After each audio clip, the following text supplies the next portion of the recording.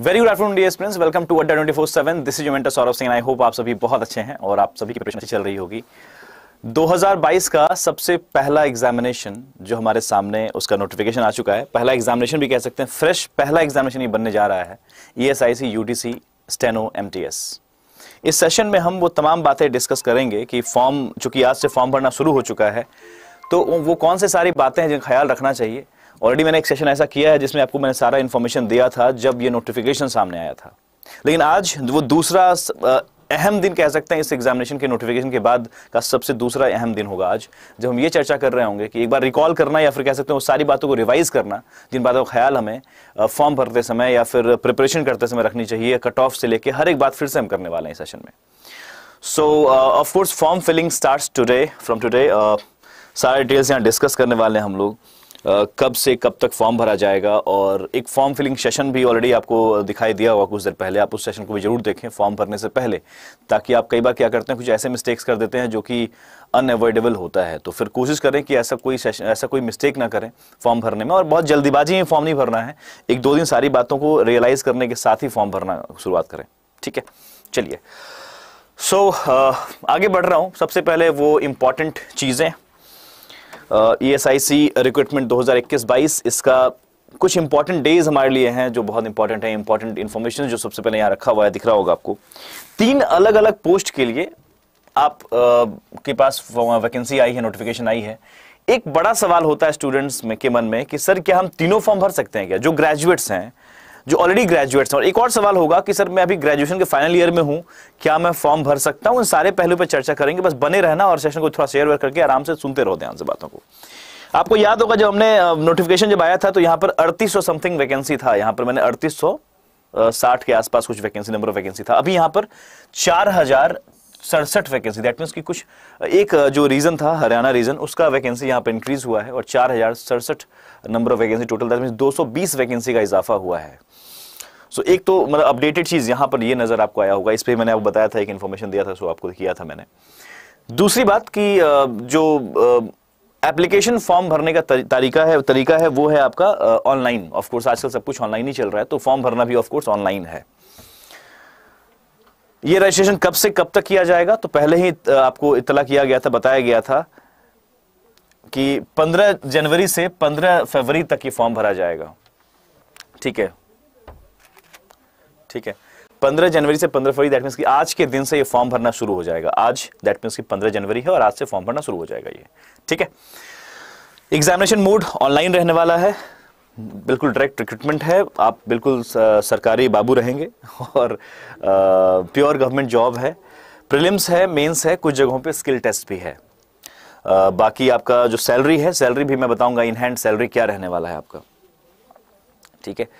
एक और बड़ा सवाल हो सकता है आपके मन में कि सर ये जो स्टेनोग्राफर है या फिर MTS है, UTC है, ये उन बच्चों के लिए बड़ा सवाल हो सकता है, दोनों ही टाइप के स्टूडेंट के लिए। बिकॉज हमारे कंट्री में जब हम वनडे एग्जाम्स की बातें करते हैं, नॉर्मली हम तो 2 सेगमेंट निकल के आता है, एक बैंक का सेगमेंट, एक SSC का सेगमेंट। एक और डाउट निकल के आ सकता है किसी के मन में कि सर मैं SSC का प्रिपरेशन कर रहा हूँ, CGL का क्या मुझे, बिकॉज उन जो SSC के एस्पिरेंट्स हैं उनके लिए ये MTS वर्ड या फिर ये स्टेनो वर्ड या फिर ये UDC वर्ड बहुत फ्रेंडली लगता है। द थिंग इज कि यहाँ पर थोड़ा सा सिलेबस जो है ना, वो एग्जाम का जो मोड रहा है, एग्जाम पैटर्न रहा है 2019 में, वो बैंक की तरफ रहा है इंक्लाइंड, मतलब बैंक के सिलेबस को कैरी किया गया है। सो मेरा एक सजेशन होगा यहाँ पे उन बच्चों को, SSC वाले बच्चों को, कि ऑफ कोर्स आप, मुझे तो लगता है कि बिल्कुल आपको फॉर्म भरना चाहिए, बिल्कुल तैयारी करनी चाहिए। बिकॉज मतलब आपके मतलब सेंट्रल गवर्नमेंट जॉब है, प्योर सेंट्रल गवर्नमेंट जॉब है, और सिलेबस थोड़ा सा आपको दिखाई देगा कि हाँ मुझे रीजनिंग में थोड़ा काम करना पड़ा, मैथ्स में आई डोंट थिंक थोड़ा भी कुछ एक्स्ट्रा करना पड़ेगा। आप जो पढ़ रहे हो SSC के लिए बस वैसे ही सिलेबस रहेगा। इंग्लिश भी लगभग वही चीजें हैं। करंट अफेयर्स आप पढ़ ही रहे होंगे, थोड़ा सा एड ऑन, बैंक से रिलेटेड बहुत ज्यादा सवाल नहीं होते, लेकिन हाँ करंट अफेयर्स से रिलेटेड सवाल बहुत होंगे। रीजनिंग में थोड़ा सा आपको काम करना पड़ सकता है एक्स्ट्रा, मतलब आप अगर एक्स्ट्रा थोड़ा एफर्ट डालेंगे तो बहुत अच्छे से बहुत जल्दी, मतलब इसमें सबसे अच्छा बात ये होता है कि जब भी इस तरह के नोटिफिकेशंस होते हैं, जो ESIC है, कोई भी इंश्योरेंस एग्जामिनेशंस होते हैं, उसके एग्जामिनेशन प्रोसेस बहुत तेज होते हैं। नॉट लाइक SSC थोड़ा डिले हो रहा है, थोड़ा स्लो हो रहा है, पता नहीं कब होगा, ये चीजें नहीं होती वहां पे। सो इसका ख्याल रख सकते हैं आप लोग SSC वाले एस्पिरेंट। मैंने भी कमेंट देखा, उसमें मैंने रिप्लाई किया आपको। नोटिफिकेशन जो था वो था 28 दिसंबर को आया था हमारे सामने, और ऑफ कोर्स आज से फॉर्म भरना शुरू है और 15 फरवरी तक फॉर्म भरा जाएगा। लेकिन मेरा यहाँ पर एक सजेशन होगा फॉर्म भरने को लेके, तमाम स्टूडेंट्स जो फॉर्म भरना चाह रहे हैं वो बिल्कुल आज ही फॉर्म भरेंगे ऐसा भी नहीं कहूंगा मैं, लेकिन हाँ आज आप सारे इंफॉर्मेशन से इकट्ठा कर लीजिए, कहां पर हमें ब्लैक पेन यूज करना है, कहां पर थंब इंप्रेशन किस कलर का होना चाहिए, खासतौर पे यहां पर डिक्लेरेशन कहां पे, ये 3 पॉइंट्स बहुत ज्यादा मैटर करता है, यहां बच्चे मिस्टेक कर लेते हैं। और रिजेक्शन को आप बुलावा करते हैं, मतलब फॉर्म रिजेक्शन का, सो पैसे लग गए आपके, फॉर्म रिजेक्ट भी हो गया, अपॉर्चुनिटी भी बर्बाद कर दिया। तो ये 3 बिंदु मैं कहूंगा, ये 3 पॉइंट्स जो है बहुत अहम है कि आप जब थंब इंप्रेशन के बारे में देखें तो प्रॉपर देखें कि कौन से कलर से थंब इंप्रेशन करना है, उसमें ब्लू ब्लैक दोनों का ऑप्शन दिया जाता है। बाकी फॉर्म जरूर पढ़ लीजिएगा प्रॉपर्ली, फॉर्म फिलिंग सेशन भी कर दिया गया, अभी शिवम सर ने कुछ देर पहले किया है। सो बाकी सिग्नेचर जो है वो किससे करना है, डिक्लेरेशन किस कलर के पेन से करना है, ये सब इकट्ठा कर लीजिएगा, फिर फॉर्म भरिए प्लीज, इट्स अ रिक्वेस्ट। और किसी के सजेशन में नहीं आना है, किसी मतलब थर्ड पार्टी के सेशन में, इसे मान लो फॉर्म भरने गए आप किसी भी कैफे में और वहां पे बोला नहीं ब्लू से चल जाएगा, तो ऐसा नहीं करना। आप जो पढ़े हो, आप जो सुने हो, जो आप देख रहे हो, इस तरह के आप फैकल्टीज और जो कंसर्निंग टीचर्स जो बता रहे हैं कि हाँ भाई इस तरीके से करना है, ये फॉर्म में जो लिखा हुआ है उसको ही फॉलो कीजिएगा। चलिए हम बात करते हैं यहाँ पर एक एक करके, यूडीसी का एलिजिबिलिटी क्राइटेरिया क्या है, या फिर एमटीएस का क्या है, या फिर स्टेनो क्या है। सो कौन कौन से वो स्टूडेंट हैं, कौन कौन से वो एस्पिरेंट हैं जो यूडीसी के लिए एलिजिबल हैं। तो यहां पर एजुकेशन क्वालिफिकेशन और एज लिमिट, ये 2 चीजें सबसे पहले जहन में आती हैं। क्या मैं एजुकेशन क्वालिफिकेशन में उसमें क्राइटेरिया में फुलफिल कर रहा हूं, और दूसरा मैं क्या एज के उस बाउंड्री में आ रहा हूं। ये 2 सवाल सबसे अहम होता है, सबसे पहले होता है। So candidate should hold degree from recognised university, that means कि उन्होंने आपसे परसेंटेज पूछा ही नहीं है, बहुत ध्यान से उन्होंने आपसे परसेंटेज नहीं पूछा, उन्होंने डायरेक्टली कहा कि भाई कैंडिडेट के पास क्या होना चाहिए, डिग्री होना चाहिए रिकॉग्नाइज्ड यूनिवर्सिटी से, या फिर इक्विवेलेंट जो भी उस तरह से होगा। लेकिन साथ ही साथ उन्होंने कहा है कि भाई working knowledge of computer include होना चाहिए। तो ऑफ कोर्स वो तो आजकल सबके पास होता ही है normally, working knowledge of computer, वो बात की चीजें वो टेस्ट कर लेंगे, आपको देख लेंगे कि हाँ वो कंप्यूटर आता नहीं आता, वो बहुत बड़ी चीज नहीं। दैट मींस सिंपल सी अगर कंक्लूजन यहां पे ड्रॉ करें इन सारे शब्दों का जो लिखा हुआ है एजुकेशन क्वालिफिकेशन वाले बाउंड्री के अंदर, इसका सिंपल मतलब होता है कि आप ग्रेजुएट होना चाहिए। आगे बढ़ते हैं, दूसरा पैदान हमारे पास यहां पे ये है। एज लिमिट की अगर बात करें तो एज लिमिट में क्या रखा गया, ग्रेजुएट तो आप अगर हैं, ऑलरेडी ग्रेजुएट हैं, ध्यान रखिएगा। और इसमें एक डेट भी रखा होगा उन्होंने ग्रेजुएशन का, फाइनल ईयर वाले स्टूडेंट्स फॉर्म नहीं भर सकते, जो अभी 8th सेमेस्टर में है, या फिर यू कैन से अभी ग्रेजुएशन का एग्जामिनेशन नहीं दिए हैं, वो फॉर्म नहीं भर सकते। उन्होंने कहीं भी ये बात नहीं लिखा है, आप ग्रेजुएट होने चाहिए ऑलरेडी, ठीक है। एज लिमिट कहा गया है इसमें कि the candidate should be under the age limit of 18 to 27 age on 15th February 2022। हाँ, ये जरूर कह सकते हैं आप कि 15 फरवरी 2022 तक अगर आपके ग्रेजुएशन का रिजल्ट आ जाएगा या फिर ऐसा कुछ हो जाएगा तो आप फॉर्म भर सकते हैं। लेकिन इसी डेट के आपके पास एज का भी लिमिट देखा जा रहा है, और इसी एज के हिसाब से, इसी डेट के हिसाब से आपका क्वालिफिकेशन भी देखा जा रहा है, ठीक है। चलिए EWS एज रिलैक्सेशन में बताऊंगा, अभी आगे चल के देखते हैं उस चीज को। अगर आप स्टेनोग्राफर का फॉर्म भरना चाह रहे हैं तो आप ESI से स्टेनोग्राफर का एलिजिबिलिटी क्राइटेरिया पढ़ सकते हैं। यहां पर लिखा हुआ है कि ऑफ कोर्स अगेन यहां पे आप 12th पास होने चाहिए। इट इज नॉट रिक्वायर्ड कि आप ग्रेजुएट ही हो, अगर आप 12th पास हैं तो भी फॉर्म भर सकते हैं, और नहीं तो फिर आप ग्रेजुएट हैं तब तो फॉर्म भर ही सकते हैं, ठीक है ना। अगर आप 12th पास हैं तो आप फॉर्म भर सकते हैं। मतलब ये स्टेनोग्राफर के लिए जो वैकेंसी निकाली गई है उसमें 12th pass is the minimum eligibility criteria. मतलब मिनिमम क्या है, 12th। आप ग्रेजुएट है तो भी भर सकते हैं, पोस्ट ग्रेजुएट है तो भी भर सकते हैं, अगर एज के दायरे में आ रहे हैं तो। दैट मींस यहां पर एज लिमिट क्या दिया गया है, सेम ग्रेजुएशन वाला दिया गया है, 18 से 27 यहां भी दिया गया है। 15 फरवरी तक अगर आप इस एज के अंदर आ रहे हैं तो ठीक है। यहां पर एक एज रिलैक्सेशन का पॉइंट आता है, जो मैं देख रहा हूं कमेंट में लगातार चल रहा है कि सर एज रिलैक्सेशन वाला पॉइंट क्या है। तो मैंने कहूंगा भाई एज रिलैक्सेशन जो होता है वो गवर्नमेंट नॉर्म्स के आधार पर ही चलेगा, बिल्कुल +3 आपका ओबीसी के लिए, +5 SC ST के लिए, इस तरीके से चल रहा होगा। स्किल टेस्ट यहां पर बिल्कुल मैंडेटरी है, जो आपके स्टेनोग्राफर का इसमें एग्जामिनेशन है उसमें, कि आपके पास dictation 10 minutes 80 words per minute, इस तरीके से आपके पास transcription 50 minutes English, 65 minutes Hindi, only on computers. तो ये आपके पास स्किल टेस्ट यहां पर मैंडेटरी है, बिकॉज ऑफ कोर्स स्टेनोग्राफर का वैकेंसी है ये, ठीक है। आगे बढ़ते हैं। Again now will talk about MTS, because ये वैकेंसी इसलिए बहुत स्पेशल है क्योंकि इस वैकेंसी में सभी के लिए, मतलब हर वर्ग के लिए कह सकते हैं, मतलब पढ़ाई में जो हम अगर डिफरेंशिएशन करें तो हमारे पास 3 डिफरेंट सेगमेंट होते हैं। एक तो 10th पास लोग होते हैं, फिर मतलब 3 स्टेज कह सकते हैं होता है, जहां पर मानते हैं कि भाई चलो ठीक है, एक बोर्ड 10th बोर्ड होता है, एक 12th हो गया आपका, फिर आपका ग्रेजुएट हो गया। तो ये तीनों के लिए इस ESIC में स्पेस रखा गया है। तो ये हमारा MTS वाले जो क्राइटेरिया है उसमें कहा गया कि आप मैट्रिक पास होने चाहिए, मतलब आप 10th पास अगर हैं तो you are eligible. And then when you are eligible, अगर मैट्रिक पास है साथ ही साथ you are coming inside the boundary of, within the boundary of 18 to 25 years of age, मतलब 18 से 25 साल जो होना चाहिए आपका एज, इसके अंदर इस तक अगर पहुंच रहे हैं आप 15 फरवरी 2022 तक तो आप एलिजिबल हैं, है ना। 10th पास प्लस 18 से 25 15 फरवरी तक एलिजिबल।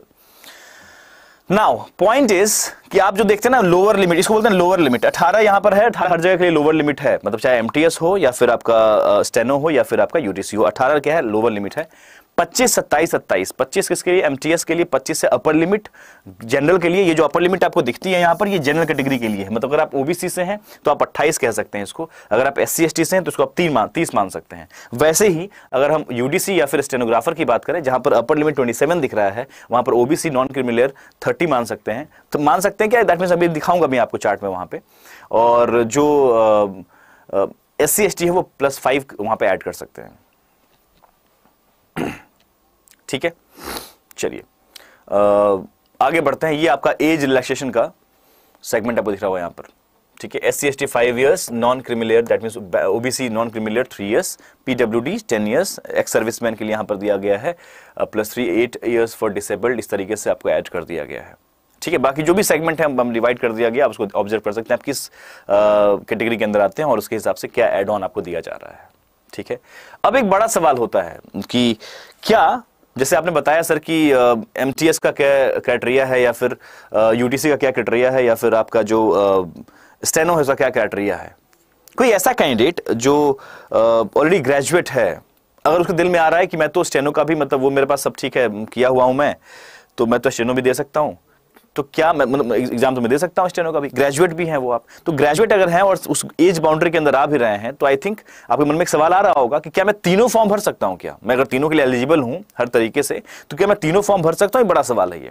और ये आपके जो नोटिफिकेशन है उसमें इस बात को मेंशन भी किया गया है, एक वहां पे पढ़िएगा, अगर नोटिफिकेशन आप पढ़ेंगे प्रॉपर्ली डिटेल में तो आपको जहां पर सब्जेक्ट का डिस्कस किया गया है, जहां पे क्या क्या सिलेबस है, क्या क्या सब्जेक्ट है, उसके नीचे पढ़िएगा तो वहां पे एक नेक्स्ट पेज में लिखा हुआ है important instruction to the candidates. एक इंपॉर्टेंट इंस्ट्रक्शन टू कैंडिडेट करके वहां पे एक शीट है, पूरा एक पेज है, वहां पे मेंशन किया गया है, the candidates are advised to submit single online application for a single post in ESIC. That means कि आपको सबसे पहले बताया गया कि आप एक काम करें, अगर हम इस पूरे बात को अगर हम आपको सिंपली समझाना चाहें तो हम ये कहेंगे कि yes you are eligible, if you are eligible for all the vacancies you can fill the form for all the vacancies. That means आप तीनों एग्जाम लिख सकते हैं, आप तीनों एग्जाम का फॉर्म भरिए, तीनों एग्जाम दीजिए, आप कोई दिक्कत नहीं है, मतलब ये सीधे भाषा में ये कह दे रहा हूं मैं। लेकिन ध्यान रखिएगा कि सबके लिए अलग अलग फॉर्म भरना पड़ेगा आपको, दैट मींस कि यूडीसी के लिए अलग फॉर्म भरना पड़ेगा, एमटीएस के लिए अलग फॉर्म भरना पड़ेगा और स्टेनो के लिए अलग फॉर्म भरना पड़ेगा। तीनों फॉर्म भरिए, अब तीनों एग्जाम दीजिए, कोई दिक्कत नहीं। मतलब इससे ये भी जाहिर हो रहा है कि तीनों का एग्जाम डेट अलग अलग है, उन्होंने साफ साफ इस बात को मेंशन कर दिया है। हाउएवर इफ समहाउ ही और she submit multiple online application for the same post, ठीक है ना, ये तो हमेशा होता है, ये तो हर एक बैंक एग्जाम में भी बोला जाता है, इन वन और more region or state, then he or she must ensure that online application with the higher application number is complete in all the aspects including fee. That means की simple सी बात है, जो आपका latest वाला रहेगा उसको accept कर लिया जाएगा, लेकिन वो तो आप करेंगे नहीं, मतलब आप मल्टीपल फॉर्म भर दीजिएगा, गलती से आपके पैसे लग रहे हैं, आपका ही सब जा रहा है, तो वो तो अलग कहानी है। एक और सवाल यहां पे आता है, कैंडिडेट कैन अप्लाई फॉर, ये भी आपके उस नोटिफिकेशन में मेंशन किया गया है कि candidate can apply for more than one post. ये आपके, मेरा लाइन नहीं है भाई साहब, ये लाइन कहां से उठाया गया है, बिल्कुल आपके नोटिफिकेशन में बताया गया कि candidate can apply for more than one post. That means you are literally, you can fill MTS as well, you can fill steno अगर आप को आता है तो, अगर आप चाहें तो आप यूडीसी भर सकते हैं, अगर आप एलिजिबिलिटी क्राइटेरिया फुलफिल कर रहे हैं तो। That is UDC steno MTS in same और डिफरेंट रीजन और स्टेट, मतलब कि आप चाहें तो एक ही स्टेट में, आप मान लो यूपी से बिलोंग करते हो, उस रीजन में आपको जो लगता है यहां से फॉर्म भरना, मुझे भरिए आप फॉर्म।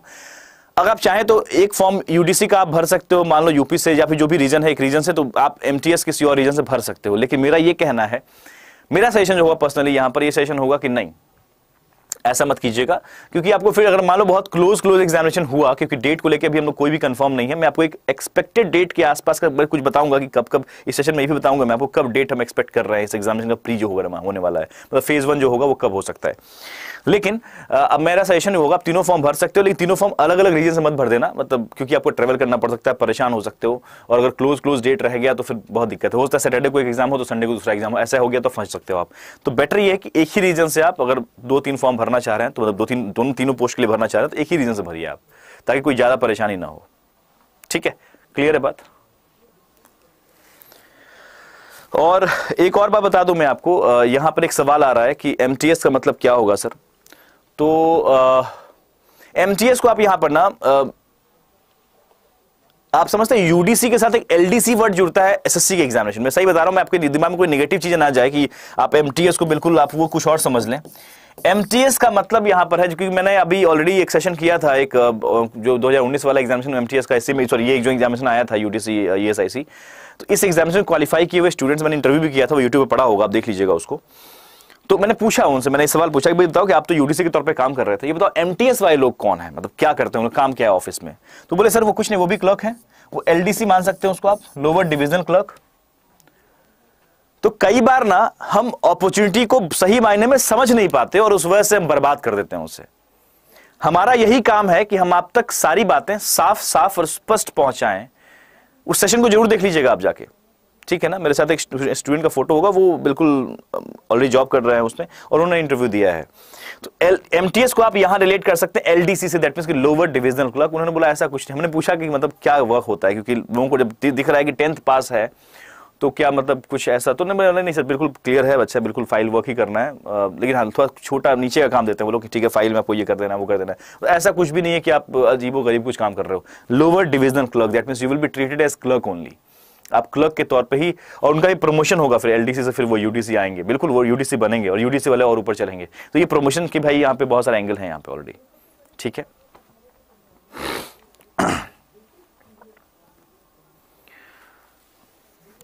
अच्छा एक सवाल आ रहा है कि सर मैं ओबीसी से हूं लेकिन मेरी एज 31 है, दे सकता हूं क्या? नहीं सॉरी, अब मैं नहीं बोल रहा हूं ये बातें नोटिफिकेशन में जाहिर कर दी गई हैं। सो दैट मींस कि जो इंपॉर्टेंट इंस्ट्रक्शन वाला कॉलम है, पेज है, वो जरूर पढ़ लीजिएगा अपने एप्लीकेशन में। और मैं आपको इतना ही बोलूंगा कि आप एलिजिबल हैं, अगर आप एलिजिबल है इस दायरे में आ रहे हैं तो तीनों फॉर्म भर सकते हैं, नहीं आ रहे हैं तो नहीं भर सकते, सिंपल सी बात है। लेकिन आप अगर एलिजिबल है तो तीनों फॉर्म भर सकते हैं आप, मतलब इन द सेंस कि आप चाहें तो यूडीसी भरिए, साथ में स्टेनो भर दीजिए, आपने एमटीएस भी भर दिए, तीनों का एग्जाम अलग अलग डेट पे होगा, गो फॉर इट, ठीक है। चलिए बाकी सिलेक्शन प्रोसेस क्या है, तो यूडीसी के लिए सिलेक्शन प्रोसेस में यहां बताया गया प्रीलिम्स, मेंस और स्किल टेस्ट। मल्टीटास्किंग के लिए क्या बताया गया, प्रीलिम्स है और मेंस है यहां पर, ठीक है, प्रीलिम्स और मेंस सिंपल, यहां स्किल टेस्ट नहीं है। स्टेनोग्राफर के लिए बताया गया है written test and skill test, मतलब यहां पे टाइपिंग प्रॉपर होगा। यहां पे स्किल टेस्ट का मतलब टाइपिंग नहीं है, ध्यान रखिएगा। यहां पर यूडीसी में स्किल टेस्ट का मतलब टाइपिंग नहीं है, कंफ्यूज मत कीजिएगा। यहां पे भी स्किल टेस्ट है, यहां भी स्किल टेस्ट है। इस स्किल टेस्ट में आपको टाइपिंग वाइपिंग चेक करेंगे, यहां पर टाइपिंग चेक नहीं करेंगे, आपका डॉक्यूमेंट वेरिफिकेशन, कंप्यूटर नॉलेज, ये सब चेक कर लेंगे वो आपको अपने तरीके से। कोई अलग से बहुत बड़ा मेंशन नहीं किया गया यहाँ पर क्या चेक करेंगे वो किस तरीके से, बस कंप्यूटर नॉलेज वगैरह के बारे में चेक करेंगे, कितना नॉलेज है आपके पास, बस होता है कुछ बोल दें लिखो यार कंप्यूटर पे ऐसे नॉर्मली। तो आपको मेन हम आपके पास अगर यूडीसी की बात करें तो प्रीलिम्स और मेंस ही है, और हमारे पास एमटीएस में भी प्रीलिम्स और मेंस ही है। यहाँ पर skill test that means unit, अब चूंकि आप यूडीसी हैं, अपर डिवीजन क्लर्क हैं, तो आपको थोड़ा कंप्यूटर का नॉलेज होना चाहिए, इस बात को यहाँ चेक करेंगे वो। क्लियर, आगे बढ़ते हैं, ठीक है। Next is exam pattern. यहाँ पे क्या बताया गया, UDC and MTS exam pattern 2021-22, phase 1 phase 2 exam for UDC and same. हाँ एक बात ध्यान रखिएगा, जो बच्चे एलिजिबल हैं, मेरा एक रिक्वेस्ट रहेगा यहाँ पर, जो भी स्टूडेंट जिनका एज 18 से 25 के दायरे में आ रहा है, अगर जनरल कैटेगरी आप हैं तो, और या फिर अगर ओबीसी हैं तो 18 से 28 के दायरे में अगर आ रहा है, या फिर अगर आप एससी एसटी हैं और 18 से 30 के रेंज में आप आ रहे हैं, तो मैं कहूंगा फिर आप तीनों फॉर्म भरिएगा। मतलब स्टेनो तो चलिए नहीं भर सकते आप, लेकिन क्योंकि दो फॉर्म जरूर भर दीजिएगा आप, एमटीएस भी और कौन सा आपका यूडीसी। क्यों? Because the ESIC exam pattern for phase 1 and phase 2 examination for upper divisional clerk and multitasking staff is the same. Again, all these words which you can see on this screen is actually from the notification. So there will be no skill test in the multitasking staff recruitment. वही बोला, इसमें अलग से कोई skill test नहीं होगा, लेकिन हाँ इसमें आपका जो यूडीसी है इसमें स्किल टेस्ट आपको देखने मिलेगा, कंप्यूटर नॉलेज वाला। आगे बढ़ते हैं। The prelims examination is of qualifying nature. Prelims जो होगा qualifying nature का होगा। Second कह रहा है the marks secured in the mains examination will be deciding factor in the final selection. That means mains आपका जो है वही main परीक्षा है। And there will be a negative marking because ये भी एक सवाल होता है आपके जहन में कि सर negative marking है क्या? तो हाँ भैया negative marking है। 1/4 mark of each incorrect answer, मतलब यहाँ पे there will be negative marking there clearly they have mentioned. There will be a multiple choice question in both phase 1 and phase 2. Of course वही objective वाला scene रहेगा यहाँ पर।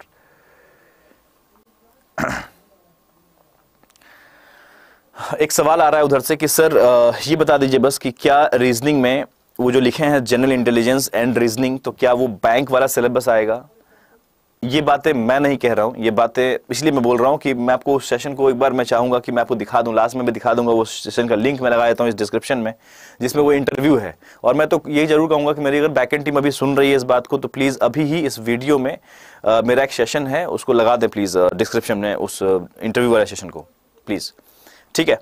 तो अभी मैं इसको मैं तो बोलूंगा ही ना, लेकिन आप साक्षात उनसे सुने जो कि ऑलरेडी एग्जाम क्वालिफाई कर लिया, तो आपको ज्यादा क्लियर होगा कि भाई उन्होंने क्या एग्जामिनेशन दिया।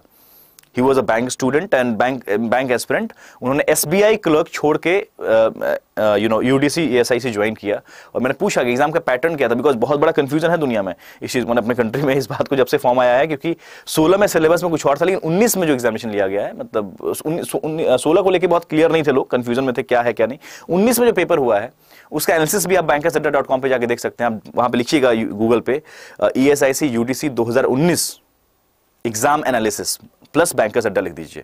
आप देखिए प्रॉपर आपको एक एक शिफ्ट का निकल के आएगा क्या क्या पूछा गया सवाल। तो ये मैं जो बोलूंगा, मैं तो बोल ही रहा हूं बैंक का सिलेबस, लेकिन आपको और भी क्लियर होना है। 2019 में जिस दिन एग्जामिनेशन था उस दिन का आप रिपोर्ट पढ़ लीजिए, समझ में आ जाएगा, वो बातें समझ में क्लियर हो जाएंगी आपको। ठीक है, ठीक है, चलिए आगे बढ़ते हैं। हर एक सेगमेंट में क्लियर करना चाह रहा हूं यहां से कि आप बिल्कुल डाउट में ना रहें, क्लियरली पढ़ाई शुरू करें और ऐसा कोई भी डायरेक्शनलेस चीजें ना हो यहां पे। सो यहां पर नो डाउट कि यहां पर लिखा हुआ है, मैं भी जानता हूं कि जब ये लैंग्वेज लिखा जाता है तो लोगों के जहन में SSC वाला रीजनिंग का ख्याल आता है, बिकॉज वहां पर जनरल इंटेलिजेंस एंड रीजनिंग लिखा करते हैं वो लोग। लेकिन असली में जो उन 16 में हुआ है तो उसके आधार पर हम यही कह सकते हैं 25 क्वेश्चन 50 मार्क्स सभी जगह पे मिलेगा, 25 25 25 और 50 उसका वैल्यू रहेगा, मतलब एक सवाल 2 नंबर का। और यहां पर सेलेक्ट मतलब in the sense collective time मिलने वाला आपको 1 hour, that means 60 minutes collective है, सेक्शनल टाइमिंग नहीं है, ठीक है। और सेक्शनल कट ऑफ के बारे में भी जिक्र नहीं है। ये आपका फेज 2 दैट मींस मेंस का एग्जामिनेशन है। यहां पर नंबर ऑफ क्वेश्चन बढ़ा दिया गया है, 50-50 सवाल कर दिया गया हर जगह पे, और उसके वैल्यू अभी भी उतना ही है। यहां पर समय जो है कंपोजिट टाइम 2 आवर्स का है, दैट मींस कि 120 मिनट्स का है, 120 मिनट आपको दिया जाएगा, 200 सवाल 200 मार्क्स, बस इतना ही है आपका फेज 2। बाकी स्टेनोग्राफर के लिए यहाँ पर जो आपका उनका मेन एग्जामिनेशन है वो कुछ ऐसा होगा, टाइपिंग टेस्ट वगैरह टाइप से होगा कुछ आपका, एक इंग्लिश लैंग्वेज का इंग्लिश लैंग्वेज इन कॉम्प्रिहेंशन होगा वहाँ पर, उस पर पास रीजनिंग एबिलिटी है इनका, नहीं सॉरी जो स्टेनोग्राफर है इसका उनका प्रीलिम्स कुछ नहीं है, उनका सिंपली यही एग्जामिनेशन है। उनके लिए क्या है, मेन एग्जामिनेशन है और सीधा फिर उनका टाइपिंग है। देखिए मेन एग्जामिनेशन ये हो गया, उनका फेज 2 जो होगा वही स्किल टेस्ट है, उनका फेज 1 जो है वो मेन एग्जामिनेशन है, उनका कोई प्रीलिम्स नहीं है, उनका मेन एग्जामिनेशन कौन सा है, फेज 1, और उसके बाद टाइपिंग टेस्ट हो जाएगा। तो यहाँ पे उनका मैथमेटिक्स नहीं है, इंग्लिश है, रीजनिंग है और यहां पर जनरल अवेयरनेस है। यहां पे 100 50 50 200 क्वेश्चन 200 मार्क्स, और यहां पे सेक्शनल टाइमिंग दिया गया है 70 35 और 25, ये ध्यान रखिएगा, यहां सेक्शनल टाइमिंग दिया गया है। ठीक है, आगे बढ़ते हैं। इनका जो स्किल टेस्ट है फेज 2 इनका जो होगा वो स्किल टेस्ट होगा, और जो आपने इससे पहले देखा था ये दोनों के लिए था। एग्जामिनेशन फेज आपका जो दिख रहा है यहाँ पर, एग्जाम फेज 1, ये मैं बता दूं यहाँ पे आपको, ये UDC और MTS दोनों के लिए सेम टू सेम पैटर्न है, 100% सेम पैटर्न है। ठीक है, ये आपका स्टेट वाइज वैकेंसी कह दीजिए आप इसे, असम या फिर रीजन वाइज कह लीजिए आप, असम, आंध्र प्रदेश, बिहार, छत्तीसगढ़, दिल्ली, गोवा, अहमदाबाद, जम्मू कश्मीर, हरियाणा। आप देख लीजिए आपका कौन सा रीजन, आप किस रीजन से फॉर्म भरना चाह रहे हो, किस चीज़ के लिए। तो आपके पास तीनों सेगमेंट यहाँ बने हुए हैं। आपका यहाँ पे UDC है और यहाँ पे स्टेनो है, यहाँ पर MTS और यहाँ पे टोटल है। तो आप देख लीजिए कहाँ से फॉर्म भरना है। एक बात मैं जरूर बोलूंगा कि इस वैकेंसी में ये मत देखिएगा कि इंडिविजुअली आपके अहमदाबाद से 269 नंबर ऑफ वैकेंसी, ये मत देख लेना ये इतना कम है, मैं तो हजारों में सोचता हूं। इस साइकोलॉजी से मत तैयारी करना, क्योंकि जो लोग दिमाग से कमजोर रहेंगे वो इस तरह सोच के फॉर्म ही नहीं भरेंगे, लेकिन आपको वहीं पे मौका तलाशना है और उसको ही, उस अपॉर्चुनिटी को भुनाना है।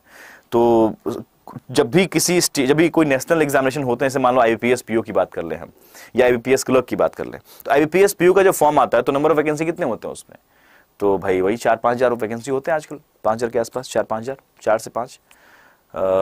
तो सोचिए IBPS PO में आपका जो वैकेंसी है वो, क्योंकि वहां पे हमारे पास डिवीजन दिखाया नहीं जाता किस स्टेट से कितना है, लेकिन हर जगह टटोलेंगे आप तो ऐसा ही कुछ निकल के आएगा। तो आप कलेक्टिव वहां देख रहे होते हैं, तो बस कलेक्टिव ही देखिए आप वहां पे कि 4000 वैकेंसी यहाँ पर है। ठीक है, आगे बढ़ते हैं। सिमिलरली और भी जो रीजन है उसके यहाँ पर बता दिए गए हैं आपको, और यहाँ पे तीनों सेगमेंट में डिवाइड कर दिया गया है कि इसमें कितना वैकेंसी है।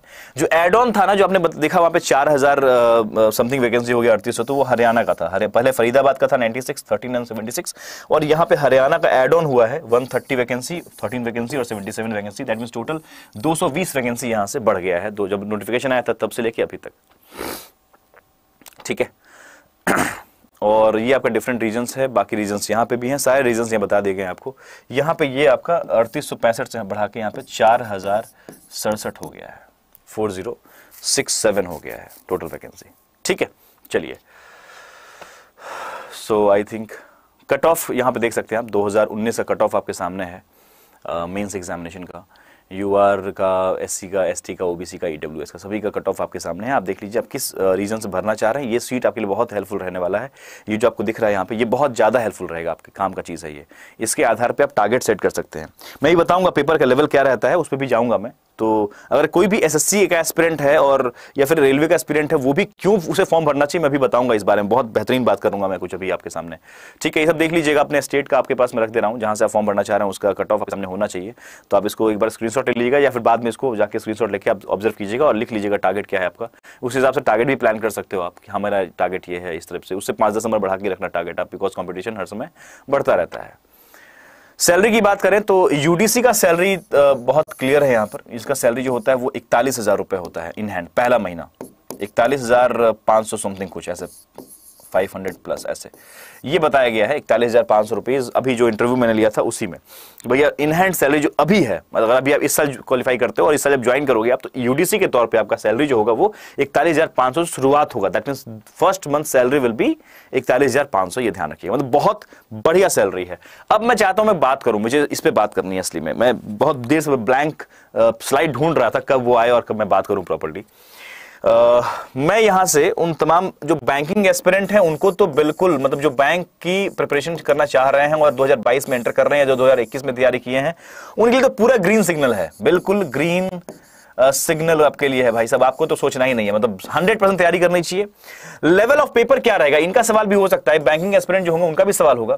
अभी मैं एसएससी एस्पिरेंट से बात करूंगा, उनके बारे में बात करूंगा, उनको क्या करना चाहिए। या फिर एसएससी एंड रेलवे वाले स्टूडेंट भी तो सही कहीं नहीं, या फिर स्टेट एग्जाम्स वाले स्टूडेंट जो है उनका तो कैटेगरी कहीं ना कहीं एक ही हो सकता है। एसएससी रेलवे वाले बच्चे लगभग कॉमन होते हैं। मैं इनको भी बोलूंगा क्यों इधर इनको यहाँ पे प्रिपरेशन करना चाहिए। इसमें हो सकता है बैंकिंग वाले एस्पिरेंट थोड़ा गुस्सा भी हो मुझ पे कि सर आप कंपटीशन बढ़ाना चाह रहे हैं यहाँ पे, लेकिन ऐसा कुछ नहीं है। मैं बस चाह रहा हूँ कि सबको अपॉर्चुनिटी मिले, बिकॉज ये अपॉर्चुनिटी सबके लिए है। बिकॉज पेपर का लेवल देखो, एसएससी का जो एस्पिरेंट है वो फॉर्म भरने से क्यों डरता है बैंक का, मतलब कई बार बिकॉज सिलेबस उनका अलग है थोड़ा सा। एप्टीट्यूड टेस्ट यहां भी है, यहां पर भी वही मैथ्स ही मिलता है अपने को। यहां पर भी रीजनिंग ही मिलने वाला है आपको। यहां पर भी इंग्लिश ही मिलता है जो वहां पे बच्चे पढ़ रहे होते हैं, और जनरल अवेयरनेस यहां पर हमारे पास एक होता है जहां करंट अफेयर्स का डिमांड है और करंट अफेयर्स करते हैं। मैथ्स में वो स्टूडेंट्स जो एसएससी या रेलवे की तैयारी कर रहे हैं वो मैथ्स में अर्थमेटिक और एडवांस पढ़ रहे होते हैं। यहां जो ईएसआईसी का जो नोटिफिकेशन आपके सामने है उसमें हम इनके लिए तो भाई बोलेंगे ग्रीन सिग्नल है। इनके लिए मैं समझाने के बाद बोलूंगा ग्रीन सिग्नल, आप बातें समझ जाएं तो कि आप कैसे कोप अप कर सकते हैं और why you should fill the form of this thing. या फिर आप क्यों डरते हो बैंक के सिलेबस को देख के, या फिर क्यों आपको लगता है कि हमें बैंक का तैयारी नहीं करना है। मुझे उसका सबसे बड़ा आंसर लगता है कि 2 रीजन रहता होगा। एक कि साहब पीओ में बहुत ज्यादा कंपटीशन है, पीओ एग्जामिनेशन में, और वहां पे इंग्लिश बहुत टफ हुआ करता है और ये रीजनिंग भी बहुत ज्यादा टफ है, ऐसा कुछ करके मेंस में बहुत टफ आता है सर, ऐसा ये एक सवाल आपके जहन में आ सकता है। The point is when we talk about this ESIC stenographer UDC and MTS examination, the point is कि हम UDC की बात करते हैं ना, हम UDC जो सबसे ऊपर का एग्जामिनेशन है ESIC में, ESIC UDC का जो एग्जामिनेशन है हम इसको ही क्लर्क एग्जाम के लेवल पे लेके जा रहे हैं। मतलब ये जो लेवल उसका सवाल का होता है वो क्लर्क लेवल का रहता है। मतलब जो बैंक में जो बैंक के जितने भी क्लर्क एग्जामिनेशन है, चाहे वो आरआरबी क्लर्क हो जाए, वो आपका एसबीआई क्लर्क हो जाए, वो आपका आईपीएस क्लर्क हो जाए, इनके प्रीलिम्स का लेवल आपको जो होगा वो यहाँ पर देखने को मिलने वाला है। मतलब ये कंफर्म है। और दूसरी बात है, ये बात मैं उनको खासतौर पर कह रहा हूँ जो बच्चे एसएससी या रेलवे की तैयारी कर रहे हैं, फिर किसी स्टेट एग्जाम की तैयारी कर रहे हैं और जल्दी से जॉब पाना चाहते हैं, मतलब क्विक।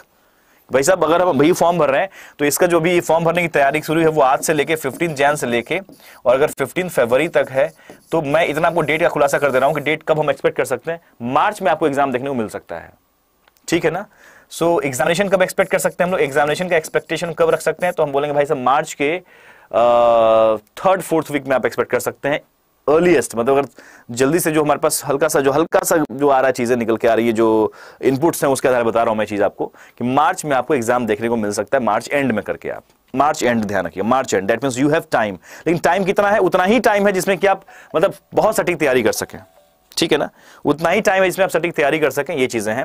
15 जैसे 55। तो मैं कह रहा हूं कि जो स्टूडेंट एसएससी की तैयारी कर रहे हैं उनको मैं कहूंगा भाई साहब बिल्कुल, अगर आप चाह रहे हैं कि आप साथ में आप इसको अगर कोप अप कर सकते हैं तो कर लीजिएगा, बिकॉज सिलेबस जो हमारे बैंक में होता है ना, बड़ा बड़ा सटीक सिलेबस होता है, बहुत छोटा सिलेबस, बहुत क्रिस्प सिलेबस होता है। जैसे अगर रीजनिंग की बात करें तो हमारे पास प्रीलिम्स में नॉर्मली हमारे पास 6-7 चैप्टर हैं, 6-7 चैप्टर है बस। The demand in the bank preparation is that you need to be very much fast. जैसे रीजनिंग है वहां पे पजल भी होगा तो थोड़ा तेज रहना पड़ेगा, लेकिन मसला ये है कि बहुत इजी क्वेश्चंस देखने को मिल जाते हैं। बस यहाँ पे होगा क्या, मैं बता देता हूँ आपको जो क्वालिफाई करने के लिए जो मार्क्स ग्रैब करने पड़ेंगे आउट ऑफ 200 प्रीलिम्स में भी मुझे लगता है आपको वो लाइक आपका मतलब इस टाइप से कुछ 160 में रखना पड़ेगा आपको प्रीलिम्स, 160 170 इस टाइप से, मतलब एक्यूरेसी बहुत जबरदस्त होना चाहिए। मैंने सब मिटा दिया क्या, ग्रेट, बहुत बढ़िया किया मैंने। एनीवेज, तो मैं बहुत बात कर रहा था भाई बैंकिंग एस्पिरेंट, बैंक की प्रिपरेशन करने वाले बच्चे या एसएससी की प्रिपरेशन करने वाले बच्चे या फिर रेलवे की प्रिपरेशन करने वाले बच्चे, जल्दी से जॉब के लिए ये बहुत अच्छा वैकेंसी है। ईएसआईसी का नोटिफिकेशन आपके सामने है, उसको भर सकते हैं, मेरी तरफ से क्लियर है। सब्जेक्ट वही है, मैथ्स में आपको अर्थमेटिक पढ़ ही रहे हो, थोड़ा सा आपको स्पीड मैथ्स देखना पड़ेगा, बस मैथ्स खत्म। रीजनिंग में आपका वर्बल रीजनिंग में पकड़ ऑलरेडी ठीक ठाक है, तो आप उसी हिसाब से आप वर्बल रीजनिंग कर ही रहे हो, थोड़ा सा एड ऑन करना पड़ेगा इनइक्वालिटीज चैप्टर को, सिलोजिज्म पढ़ ही रहे हो आप, इनइक्वालिटीज देखना पड़ेगा, अल्फा न्यूमेरिक सीरीज बहुत जल्दी कोप अप करोगे आप। मतलब मेन आपको पढ़ना क्या है, सिटिंग एंड पजल्स, वो भी थोड़ा बहुत आपको आता ही है, वहां भी थोड़ा सा पढ़ते ही आप लोग, ब्लड रिलेशन वही सारा यहाँ पे भी है। सो इस तरीके की चीजें हैं, मतलब नो डाउट कि थोड़ा सा अपग्रेड करना पड़ेगा रीजनिंग में, आपको इंग्लिश में थोड़ा करना पड़ेगा, बाकी करंट अफेयर्स पढ़ ही रहे हो आप लोग। तो दैट मींस कि आप चाहो अगर थोड़ा सा मतलब बाउंड्री से क्रीज से बाहर निकल खेलने का कोशिश करना चाहते हो तो of course you should go for it. मतलब I will request all the SSC and railway and state exams aspirant as well, you should go for this UDC examination, मुझे लगता है जाना चाहिए, ठीक है। ओके ठीक है, चलो। सो प्रिपरेशन में इतना ही बोलूंगा, प्रिपरेशन तो start, strategy for beginner aspirants के लिए क्या बोलूंगा मैं कि बस कुछ नहीं, चैप्टर वाइज प्रैक्टिस शुरू कर दीजिएगा, chapter wise, because chapter wise शुरुआत में काम नहीं करेंगे तो पछताएंगे, तुरंत शॉर्टकट मत मारने लग जाना, ये सबसे बड़ा भूल करते हैं जो नए नए बच्चे आते हैं। क्योंकि मार्च एंड में या फिर अप्रैल में अगर एग्जाम देखने को मिलने वाला है, अगर बहुत जल्दी हुआ तो ये बात कर रहा हूं मैं कि मार्च एंड में या फिर अप्रैल में देखने को मिल सकता है, तो ये समझिएगा हमारे पास कितने महीने अभी से है, तो हम कहेंगे हमारे पास पूरा जनवरी, हम कहते हैं 60-70 डेज हमारे पास है, हम ये कह सकते हैं कि 70 डेज हमारे हाथ में हैं, बिकॉज इस 70 दिनों में अपने को सिलेबस तैयार करके और प्रैक्टिस भी कर लेना है प्रीलिम्स के लिए। 70 दिन हमारे पास हैं, चाहे वो बैंक के एस्पिरेंट हो, एसएससी के एस्पिरेंट हो, रेलवे के एस्पिरेंट हो या स्टेट एग्जाम्स की तैयारी करने वाले बच्चे हो, ठीक है। तो 70 दिन हमारे पास हैं, सवाल बहुआ आएगा, मसला यह है कि आपको सिर्फ स्पीड पे ध्यान रखना पड़ेगा। स्पीड पे ध्यान तभी रख सकते हैं जब बारीकियां मालूम होंगी, तभी डर नहीं लगेगा। अगर आप 170 की स्पीड में गाड़ी चलाना चाहते हैं तो that means you should have the knowledge of, you must have the knowledge of like how to drive the car, how you ride the bike, मतलब उसको प्रॉपर बारीकी मालूम होना पड़ेगा, तभी आप उस स्पीड में चला सकते हैं। अदरवाइज आप न्यू कॉमर है अगर और कुछ आइडिया नहीं तो 170 चलाएंगे तो आप पक्का कि मतलब ठोक ठाक देंगे मतलब ये वाली बात है।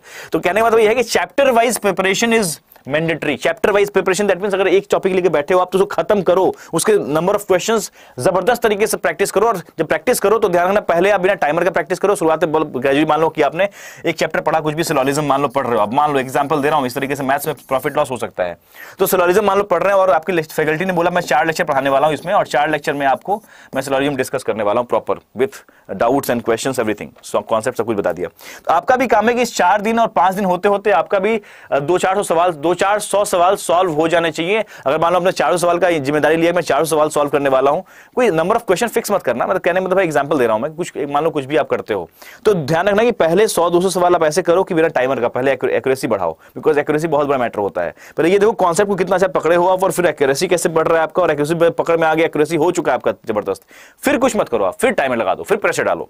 शुरुआत में प्रेशर नहीं डालना, ये बहुत इंपॉर्टेंट रणनीति होती है। शुरुआत में कॉन्सेप्ट चल रहा है आपका, लेक्चर खत्म, आपके कॉन्सेप्ट आ चुके हैं, आपके सवाल आपने फैकल्टी के साथ, टीचर के साथ आपने प्रैक्टिस कर लिए हैं, आपका कर्तव्य बनता है कि आप उसी वक्त जब वो चैप्टर चल रहा है उसी वक्त आप भी बैठ के, जब आपका खाली टाइम में स्टडी प्लान आप बनाएंगे अपने स्टडी सेल्फ स्टडी वाला, उसमें आप प्रॉपर प्रिपरेशन करें, उसमें प्रैक्टिस करें जम के, और पहले टाइमर मत लगाइए, पहले बस नॉर्मली प्रैक्टिस कीजिए, फिर जब दिख रहा है कि एक्यूरेसी आ चुका है तब टाइमर लगाइए, फिर प्रेशर देखिए कि क्या हो रहा है। बस this is the attitude and this is the approach student और बिगिनर स्टूडेंट और repeater student everybody should take care of when they are preparing for the examination.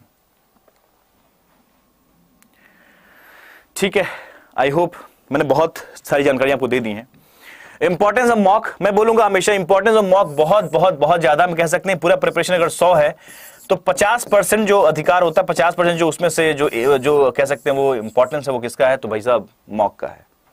50%, इस 100 में से हमारा क्या दायित्व है, मतलब मानो हमारे पास 50% है, इस 50% को दो पार्ट में डिवाइड कर लीजिएगा, एक है 25% और एक है 25%, ऐसा कुछ। मतलब 25% हमारा टास्क है, सिर्फ हमारा रोल कितना है 25%। दैट मींस कि हमने जो कॉन्सेप्ट आपको दिया, ये कॉन्सेप्ट हमने जो आपको प्रोवाइड किया उसका कितना मतलब कहते हैं एरिया कितना कवर कर रहा है, 25%। रेस्ट ऑफ द 25% आपका प्रैक्टिस है, ये सेल्फ प्रैक्टिस जो आप प्रैक्टिस कर रहे हैं, ये प्रैक्टिस आपका एरिया है। और ये चैप्टर वाइज प्रैक्टिस के बाद आप कहां जंप करते हैं, यहाँ पे मॉक के पास, और मॉक आपका 50% कंप्लीट करेगा और that's it. This is the real thing which we need at this time. और you can say for any examination, like when you are starting, when you are planning to start preparation of any examination, you should go through this thing. या पहले syllabus complete कर रहे हो, concept लिया आपने, 25% काम खत्म हो गया, उस 25% को इसको साथ में निभाना है आपको, ध्यान इसको साथ में निभाना पड़ेगा, इस 25 को और इस 25 को, मतलब ये प्रैक्टिस करके आप 50% पूरा कर चुके हैं। अब कहां रह गया बात, तो ये मॉक का। मॉक आपका कितना है, अकेले 50% है, वो चेक करेगा कि आप उस रफ्तार में दौड़ पा रहे हैं कि नहीं दौड़ पा रहे हैं। बिकॉज द रियल टाइम जो प्रैक्टिस हम करते हैं मॉक में समय के साथ, तो वही हमारा रियल चेक होता है। क्योंकि एग्जामिनेशन में सवाल अगर छोड़ दिया है, हमको सवाल टाइम अनंत दे दिया जाए, भाई बहुत सारा समय तुम्हारे पास है, आई थिंक बोलता है सब के सब बच्चे जो तैयारी किए होंगे, जो सिलेबस से गुजरे होंगे पूरा पढ़ के, वो सब के सब सवाल सॉल्व कर सकते हैं। ठीक है, okay. Books you should follow, तो मैं बोलूंगा हमारे जो 3 किताबें हैं, एस रीजनिंग आपको मिलेगा एक, एस क्वांट्स आपको दिखाई देगा एक, और एस इंग्लिश दिखाई देगा आपको, और एक जनरल अवेयरनेस का बुक। ये 4 किताबें आप रखें, और साथ में कुछ खास नहीं 50+ बुक रखिएगा एक, बस 4 किताबें, किताब से अधिक कुछ नहीं करना, फिर मॉक तक पहुंच जाएंगे आप। इतना काम करने के बाद ये प्रीवियस ईयर बुक है आपका ये, और प्रीवियस ईयर बुक, ये चारों किताबें आप कहाँ मिल जाएंगे आपको, अड्डा 2% 4 या 5 किताब आपके पास जो है, 4 बुक आपका सब्जेक्ट है हर एक किताब, और यहाँ पर एक 50+ previous year book, that's it. So इतनी ही रिक्वायरमेंट है, इसके आधार पर ही आप प्रैक्टिस करके कहाँ पहुंच जाएंगे, अपने मॉक पे पहुंच सकते हैं आराम से मॉक में। ठीक है, अपने मॉक में आप पहुंच गए, और मॉक में पहुंचने के बाद आप आराम से नंबर देख सकते हैं इंक्रीज होते हुए। ये हमारा बैच है, ESITC UDC MTS का बैच है। ये कल से स्टार्ट, सॉरी परसों से, मंडे से स्टार्ट हो रहा है। मंडे मतलब जबरदस्त, उससे मैं चाहूंगा कि मंडे आपका ये बैच जब शुरू हो रहा है, मतलब 12 बजे दोपहर से शुरू हुआ क्लास इसका, तो मंडे 12 बजे से क्लासेस शुरू हो जाएंगी लगातार। और ये बैच महापैक का पार्ट है, ध्यान रखिएगा, महापैक में अभी तक ऐड नहीं हुआ है तो ऐड हो जाएगा, निश्चिंत रहिएगा। जिनके पास महापैक, उनको चिंता करने की 1% भी जरूरत नहीं है, बस पेशेंस रखिएगा। आपके पास ये अगर नहीं अभी तक ऐड नहीं हुआ, वैसे हो चुका होगा, जिसके पास नहीं हुआ है वो ऐड हो जाएगा अपने आप। जिनके पास नहीं है महापैक, या महापैक नहीं लेना चाहते हैं, उनके लिए इंडिविजुअली आप इस बैच को भी एनरोल कर सकते हैं। कहां पर, adda247.com या फिर adda247 का एप्लीकेशन पे। ठीक है, और 6 बजे ये साइंस से रिलेटेड एक सेशन करने वाले हैं जी, मैं बहुत ही इंपॉर्टेंट जी बताइए। ठीक है, तो अभी शांतनु सर भी मेरे पास आए, आपको आवाज़ आ ही रही होगी। तो 6:30 में आज मैं अवेलेबल नहीं हूँ, तो फिर ऑफकोर्स आज ज़बरदस्त सेशन लेके आ रहे हैं, जैसा मतलब डेटा के साथ सब कुछ प्रॉपर शांतनु सर लेके आ रहे हैं, कुछ डिस्कस करेंगे ESIC UDC के लिए। ठीक है, so this is the thing. ये बैच आपको नजर आ रही है जो आपकी 17 से स्टार्ट हो जाएगी। ठीक है, और ये वहाँ पे का पार्ट है, अगर चाहते हैं तो ऑप्शन ले सकते हैं। बाकी मेरा रेफरल कोड आपको याद होगा, Y188, ये मेरा रेफरल कोड है, इसका इस्तेमाल कर सकते हैं आप इन बैचेस में एनरोल करने के लिए या फिर महापैक एनरोल करने के लिए। Thank you so much, I hope आपके सारे डाउट्स क्लियर हो जाएंगे, हो गए होंगे। मैं ये भी कहूँगा कि मैं 2-3 पॉइंट जो है समराइज कर दूँ मैं यहाँ पर। अगर आप फॉर्म भरना चाहते हैं UDC, MTS और स्टेनो तीनों का, अगर आप उसके लिए एलिजिबल हैं तो आप तीनों फॉर्म भर सकते हैं। मतलब एक स्टूडेंट जो तीनों के लिए एलिजिबल है वो ऐसा नहीं सोचेगा मैं एक ही फॉर्म भर सकता हूँ क्या, नहीं, आप तीनों फॉर्म भर सकते हैं। तीनों का एग्जाम अलग अलग डेट पे होगा। ठीक है, आगे बढ़ते हैं। एक सवाल ये भी हो सकता है कि सर मैं फाइनल ईयर में हूँ, क्या मैं फॉर्म भर सकता हूँ? अगर आपके पास अभी तक वो नहीं है, रिजल्ट नहीं है, 15 फरवरी तक रिजल्ट नहीं है आपके पास, तो आप फॉर्म नहीं भर सकते। सॉरी टू से दिस, हम चाहते हैं कि आप फॉर्म भर सकें लेकिन नहीं भर पाएंगे आप। ठीक है, so that's all from my side. Thank you so much, bye, take care, study well, blessings everyone and take care. और कोई भी डाउट हो ना तो इस वीडियो के कमेंट बॉक्स में आप जरूर रख दीजिएगा। मैं 2 बात और बता दूं जाने से पहले कि इस वीडियो के कमेंट बॉक्स में आपको कोई डाउट है जरूर रखिए, मैं उसका रिप्लाई मैं खुद करूंगा, पर्सनली मैं करूंगा रिप्लाई। और दूसरी बात कि जो मैंने बताया ना कि इंटरव्यू लिया था मैंने, उस इंटरव्यू को मैं यहाँ पे डिस्क्रिप्शन में डाल दे रहा हूँ, डिस्क्रिप्शन जरूर चेक कर लीजिएगा, वहाँ पे इंटरव्यू है, प्रॉपर सुनिए, उस बच्चे से सुनिए जो ने क्वालिफाई किया, जो जॉब कर रहे हो, क्या सिलेबस रहा है, किस तरीके से एग्जामिनेशन दिया उन्होंने। ठीक है, चलिए, थैंक यू।